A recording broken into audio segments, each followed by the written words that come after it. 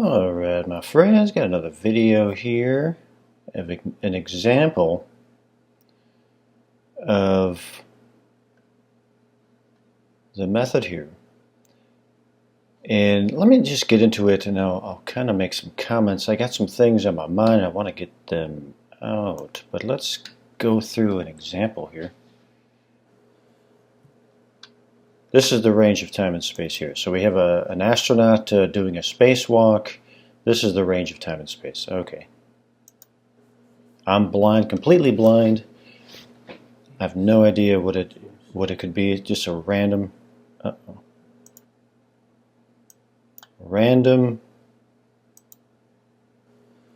quote-unquote target. Anything. What I call the quote-unquote anything target. It could be absolutely anything.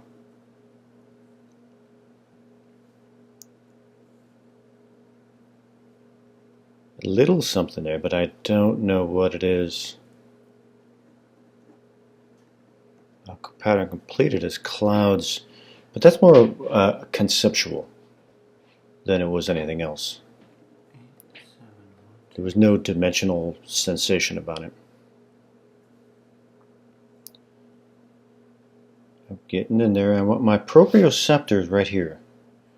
My proprioceptors in here is what I'm calling on. I need those to begin the process of dimensional sensation in my brain. Something is coming through. I don't know what it is. It seems to go this way. No idea what it could be.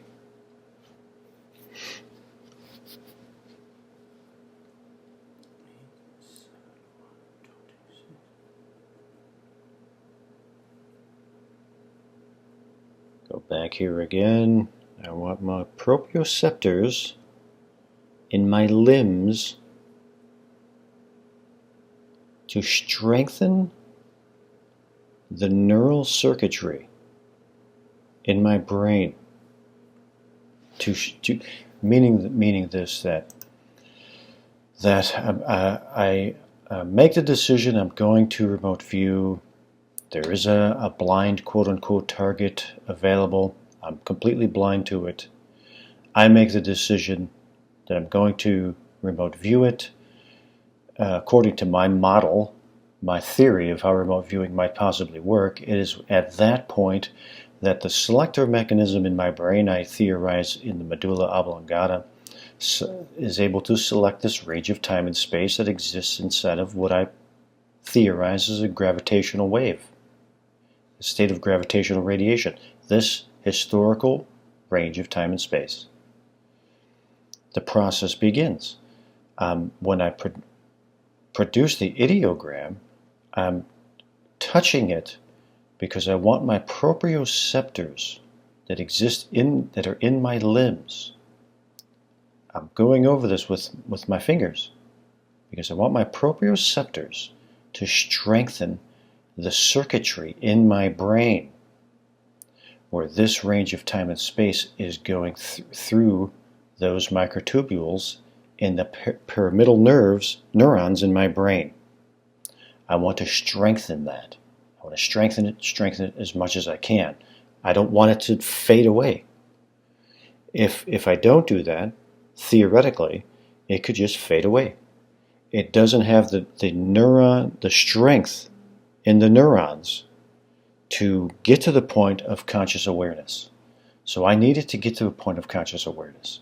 So that's why I go over with my finger, because I want these proprioceptors in my nerves, in my limbs, to build on that signal that has been selected in my brain. That's why I've included that into my system. Now something has come in. It's building now.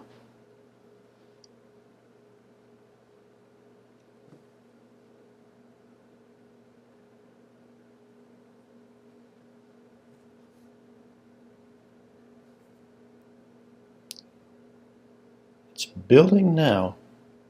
And it's also that point of where, oof, man, something could take over.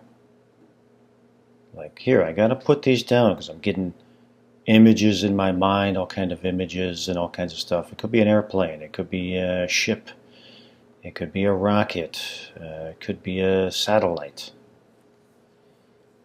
So I pattern complete those because those are all going pattern completing in the CA3 region of my hippocampal region.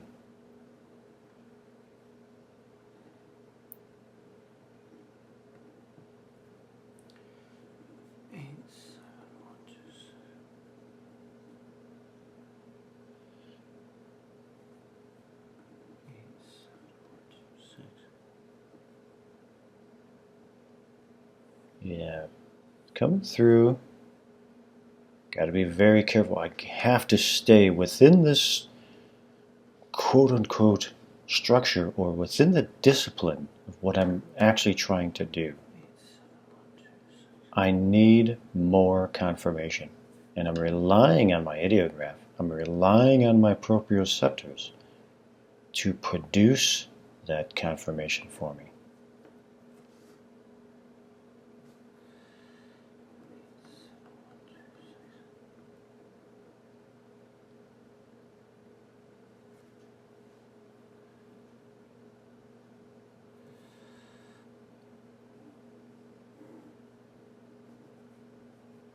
Something here, and it is moving. I got, is it an airplane? Is it a ship? Is it a rocket? Is it a satellite? Those things are all bouncing around. I have to be very disciplined here. And again, I have to go back and rely on the ideograph for confirmation. I want another reel. I'm getting a little bit excited here, so I'm relying. I got to stay. Let me go back because it's important here. Okay. This feels like an actual remote viewing is taking place. Then I get a little bit excited. Oh man, oh boy, it's taking place. I gotta maintain myself. I want more ideograph proprioceptive confirmation. I want to feel one. Now I'm getting a little excited here. I'm like, oh, okay, give me one. Give me a real one. Give me a real one. Give me a real one. I recognize this. I have to stop. Stop, collect myself, and then go back. Then go back. So I get excited, then I'll start creating images and storylines in my head. Go back, get the proprioceptors engaged again, get back to it. Okay, now I'm grounded again.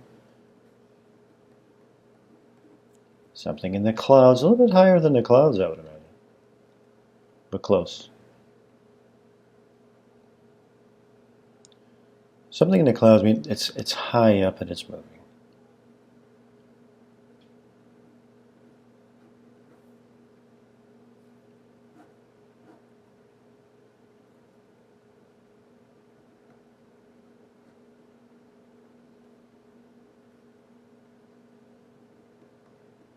It's flying. It's moving. It's energetic. There's energy moving.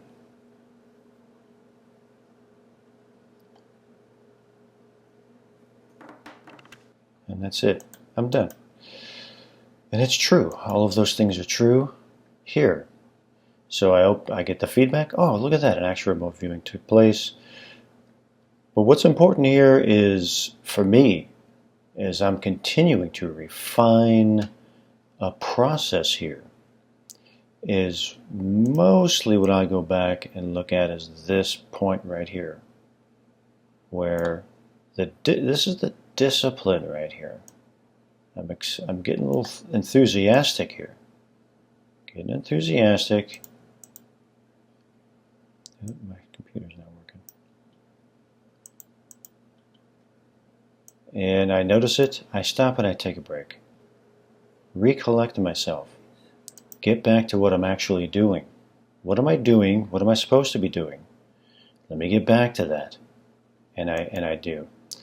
And that's just part of the discipline. What I've been exploring with this process here is, and what I've been utilizing with my system, is that this is a good way prior to doing a session, prior to doing like a big full session or going into a project. I will work one of these quote unquote anything targets and see if my remote viewing functions are working properly. Meaning if I get a result like this, then I'll move forward and launch into the project that I'm about to start working on.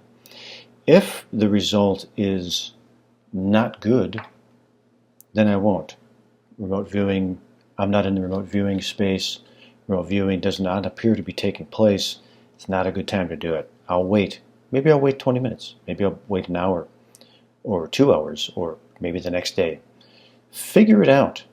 Go back and work a 5-minute session so that I can know, is my remote viewing processes functioning properly?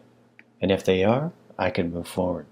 So that's one of the use cases that I've been utilizing with my system, is to gauge where my remote viewing mechanisms are, what level are they operating at, so that I can move forward into something larger. So that's just something I've been playing around with, something to consider. That's what I do. I'm experimenting all the time and seeing what happens. You know, the thing about the process of remote viewing and being an explorer of remote viewing is that the process has always pulled me. The process has always pulled me. If I feel like I'm having to push it, then I have to back off because something's not happening properly. And I'll know when I come back and now the process is pulling me into new directions, that's when I know it's time I'm in exploratory phase, and I follow that as far as I can take it. So anyway, interesting little video. Hopefully you find it interesting as well, and more to come.